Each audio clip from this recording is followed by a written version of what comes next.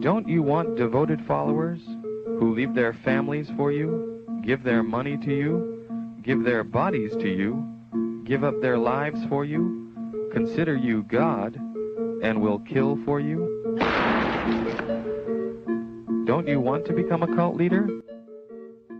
Hello and welcome to Serial Killing, a podcast, where we also veer off the serial killer path to delve into other topics within our beloved true crime community. This week's podcast will be on the Sullivanian cult. The founder of this cult was a man named Saul B. Newton and then his wife, Dr. Jane Pierce. So let's get started with them. Now, guys, information on this guy is sparse at best. Saul Bernard Cohen was born on June 25th, 1906 in St. John, New Brunswick. There was another source that stated his date of birth was June 22nd, but what's 3 days? I wasn't really able to find out any information about his childhood at all. I do know that he traveled to the United States and attended the University of Wisconsin and graduated sometime just before 1930. At some time during this, he had a wife named Myrtle, although they did divorce.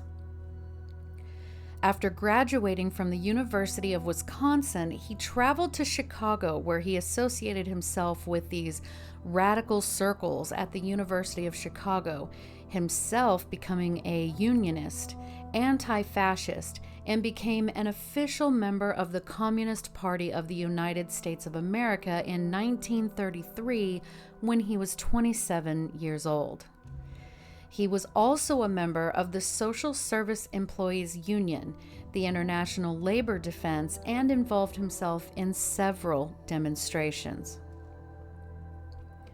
According to the website SpanishCivilWar.ca, Saul arrived in Spain via the Pyrenees Mountains, which is a mountain range that separates France from Spain, and he arrived there in May of 1937. He would have been 31 years old. It was then that he served in the Abraham Lincoln Brigade during the Spanish Civil War. It states he was wounded in action in October 1937, but how he was injured I couldn't find. He was hospitalized from October until February, so 4 months total. However, his information also states that he was a payroll clerk. But regardless, he was sent back home to the U.S. on February 18, 1938. Then in 1943, at 37 years old, he was drafted into the U.S. Army during World War II. Once he returned to the U.S. from the war, he then moved into and married a woman named Virginia who had already had a daughter named Esther. Esther wrote a small chapter in a book called, quote, "To Me, He Was Just My Dad," unquote, by Joshua David Stein, and she wrote about Saul. So here's kind of a small excerpt from that book. Quote, "Saul wasn't my biological father, but he was the only father I knew. He came into the picture when I was only 6 or 7. He was tall and very handsome, with big, dark eyes and strong features. Saul moved in with my mother just after he returned from World War II. With his army uniform and the gun he had brought back from Europe kept in the closet, he was a very big deal to me. By the time he left my mother, just a few years after he first came into our lives, he had already adopted me," unquote. So once he was back in the States, he began to study psychotherapy and social work. He mostly wanted to focus on the human brain, how it worked, as well as human harmony. It was during this time that he changed his last name from Cohen to Newton. Now, Saul Newton began studying at the William Alanson White Institute, Many sources say that Saul had absolutely no formal training in psychology and psychoanalysis, but it seems pretty clear that he did, at least on some level. The William Alanson White Institute is one of the world's most prominent and respected psychoanalytic training and treatment centers. It is located in New York City. And while he was studying there, he met Jane Pierce. So let's get into a bit of her background. Jane Pierce was born on January 13th, 1914 in Austin, Texas. I didn't find anything about her childhood either, but I was able to find that she studied at Radcliffe College until 1932, then received her bachelor degree at the University of Texas, Austin in 1934. She was then a student at the Institute of Individual Psychology in Chicago from 36 to 41. She also worked at the International Harriet Lane Hospital in Baltimore, the New York Albany Hospital, where she was a resident psychiatrist, and so on and so on. At this point, she was 27 years old. She then went on to graduate from the William Alanson White Institute in 1949, which is, of course, where she met Saul. So it is quite clear that Jane was a well-educated woman. She studied and worked in the medical field as a psychiatrist for years, so I'm not entirely sure why some people say they weren't qualified, but I digress. Her biography information states she had a son named Christopher Pierce. I don't know if that was a child she had before she met Saul, but the chances of that are pretty high. Both Saul and Jane were very big fans of one of the founders of the William Alanson White Institute, a man by the name of Harry Stack Sullivan. Now, Harry was an American neo-Freudian psychiatrist and psychoanalyst. Neo-Freudians are a group of psychologists who agree with the basic ideas behind Freud's theories, but have altered them somewhat to include their own ideas. Generally, they more emphasize the importance of social and cultural factors when it comes to a person's personality development.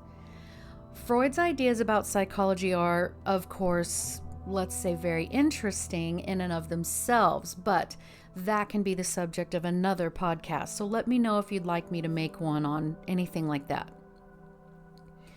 So, Harry Sullivan said that, quote, "Personality can never be isolated from the complex interpersonal relationships in which a person lives, and that the field of psychiatry is the field of interpersonal relations under any and all circumstances in which such relations exist."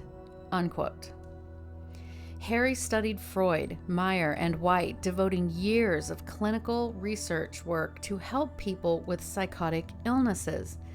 He focused more on how people think and behave based on interpersonal relationships, where, culture is largely responsible for mental illnesses, sometimes called social psychiatry. He developed the idea of the self system, which is the organization of the personality traits developed in childhood and reinforced by positive affirmation, as well as the security operations developed in childhood to help the individual avoid or cope with anxiety and anything that threatens the self-esteem. And there's more, but you get the idea. Basically, he felt that peer groups were just as important as families. Now, Harry died in 1949, just as Saul and Jane met. At some point, they got married and they began the Sullivan Institute in 1957. The Sullivan Institute for Research in Psychoanalysis, according to an article in Rolling Stone, was their attempt to create a viable alternative to the traditional nuclear family, which Saul viewed as the root of all social anxiety as well as most mental illness. The nuclear family, of course, being a family consisting of a father, a mother, and the children. And he focused nearly primarily on the mother-child bond as well as rejecting monogamy. He felt that the secret to happiness was the destruction of that family unit. While Saul was not technically a licensed psychotherapist, he and Jane, who was licensed, began providing therapy sessions to clients. And they also hired other, quote, counselors, and I say that loosely, since a number of them didn't have a license to practice. Through their associates and clients, that is how they recruited people for their group. During the 1960s, within this therapist-patient relationship group, people were encouraged to have sex with each other. Very quickly after the group gained in popularity and the Sullivan Institute members began living on the Upper West Side of New York City, it started getting super popular. They separated people and had them all live communally based on gender. So girls would be roommates with other girls and so on and so on. All of the therapists, as well as patients who lived under the, umbrella of the Institute, had to completely surrender to mainly Saul's rules and decisions. But there were apparently, quote, 4 horsemen or top supervisors. So, of course, there's Saul, and then Helen Moses, Ralph Klein, and Joan Harvey, and together they decided the rules. A former member stated in a video that she had posted on YouTube that there were 4 main rules. Do not speak with or write to or visit family or old friends, except to ask for money. Do not sleep alone, and do not sleep with the same person more than once a week. Do not sleep more than 5 hours a night, and do not reveal the group to anyone. Now, of course, these rules didn't apply to Saul and Jane, who then went on to have 3 children, Sarah, Robert, and Paul. The rest of the group, well, they were forbidden from having exclusive relationships. It was a psychotherapy-based polyamorous commune. Therapists would give therapy to patients, then later sleep with those patients. Members were told that their connection and relationship with their families was the root of all of their unhappiness, and were then encouraged, heavily encouraged, to cut all contact with their families. Also, married couples didn't live together, and if women wanted to have children, they were not allowed to choose who the father would be, even if they were married. They had to sleep with many men so that they wouldn't know who the father was, and even then, they had to have permission before they could even get pregnant. Then, once they had their babies, they were raised either by babysitters or other caretakers and were mostly kept away from them. They would get very little visitation with their own children. Then, once the children were school-aged, they were shipped off to boarding school. You see, this was all in accordance with the beliefs and teachings of Saul and breaking up that primary family. So a man named Paul Sprecher, I hope I pronounced that right, who at the time was a fresh graduate of Harvard, was in New York City looking for roommates, and he just happened upon the Sullivanians. He was quoted by Film Daily as saying, quote, "I found this group, and it just so happened that all of them were Sullivanian therapy. We created a living context, like a tiny village that was mostly cut off from the world. The bizarre thing, of course, is that you're in the middle of New York City, but the dynamics of control and so on are like a village." Unquote. So if the members were separated by gender in different apartments to, again, discourage any 2 people from forming a monogamous bond, how did they meet to casually hook up and make sure they didn't sleep with the same person more than the allotted times? Well, since you asked, members would post who their next sexual partner would be on a communal board for everyone to see. It was pretty well organized and maintained, actually. The members themselves either earned a living as a therapist, quote, heavy quotes therapist, or Saul and Jane would assign them duties, such as being a maid or a cook for the others. But they were surprisingly successful at being able to recruit doctors and lawyers and even famous artists into the group. Artists like Jackson Pollock was involved with the Institute for a time, as were singer Judy Collins, writer Richard Price, and other from the worlds of art and academia. That is how they made their money. And according to Saul's daughter, quote, "As a leader and as a father, Saul was tough. He had no patience for fear. He also had a hideous temper and would become violent. My father used to rationalize everything. He'd say, 'I need to lose my temper. It's good for my mental health,' but it wasn't good for mine." Unquote. But the people not being able to see their children became a source of contention, and they began filing child custody lawsuits in court, which brought with it negative media attention. By now, it was getting into the 1970s. It was also around this time that Dr. Jane Pierce left the Sullivanians. Saul Newton immediately went on to marry another woman named Helen Moses for a while, but that soon fell apart. He then married Joan Harvey, who had been a soap opera actress. And in the early 70s, the Sullivanians were at their peak. The group was at about 350 to 500 members. They joined with a theater group called Fourth Wall Repertory Company, aka Fourth Wall Political Theater, which was based out of New York's East Village. Joan Harvey sort of put this together, and she was the artistic direction, but Saul was also a board member and performed in a few productions. Joan would also go on to make several documentaries that Saul also produced. Now, this theater company was mainly used for recruitment. Members of the group, after working long hours in order to provide money to the Institute, would then gather and work at the theater. People, of course, were already being instructed to not get more than a few hours of sleep a night as it was, but of course sleep deprivation is often part of the cult dynamic. We know this. Also around this time, the group took a very authoritarian turn, mostly attributed to Joan Harvey. Now, the theater group wanted to expand and moved to the Truck and Warehouse Theater in the East Village. The previous company flat out refused to vacate.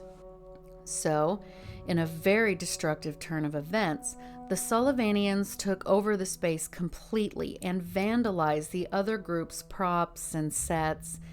They also barricaded the doors. It was Saul's want that people learn how to stand up to the cops. He craved that level of confrontation.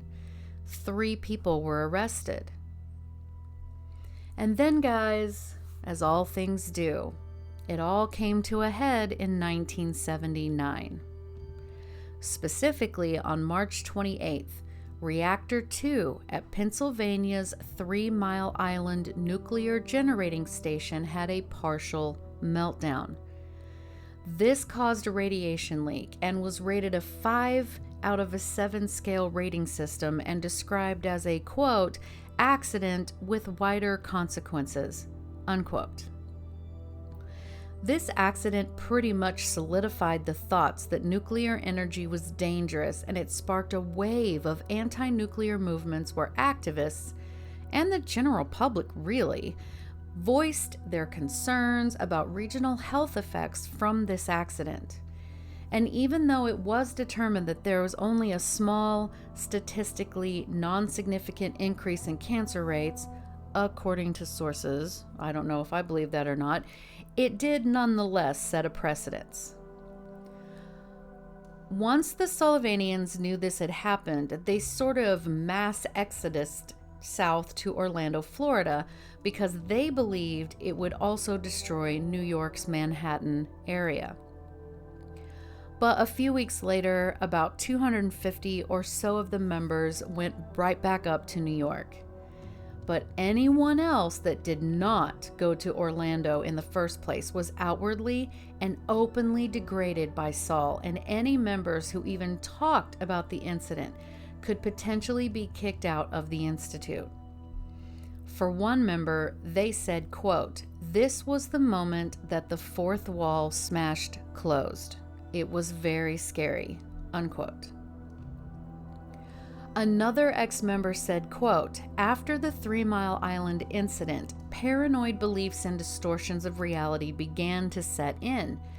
I was dispatched to build a secret, steel-lined room with quarter-inch plates so that Joan Harvey could edit her film without interference from the CIA. There was the technical manpower of succeeding at this task, subsumed under this desire to be approved of. It was a suspension of critical thinking," unquote. Yes, he said all of that. The group also began keeping a fleet of school buses and motorcycles in case of emergency. It turns out that the Sullivanians owned around $12 million in property, which included the Catskills Resort, a house in Vermont, and 2 buildings on the Upper West Side. And then, of course, they rented a 3rd building on the Upper West Side. So, okay, in the 80s, Saul Newton, who is now in his late 70s and early 80s, his tendency to use violence began to increase. He thought the way he should deal with people who might be questioning his authority or the rules of the group was intimidation and violence. One member who tried to leave the group in 1985 said that Saul sent his own son and another man to assault him in the Union Square subway stop.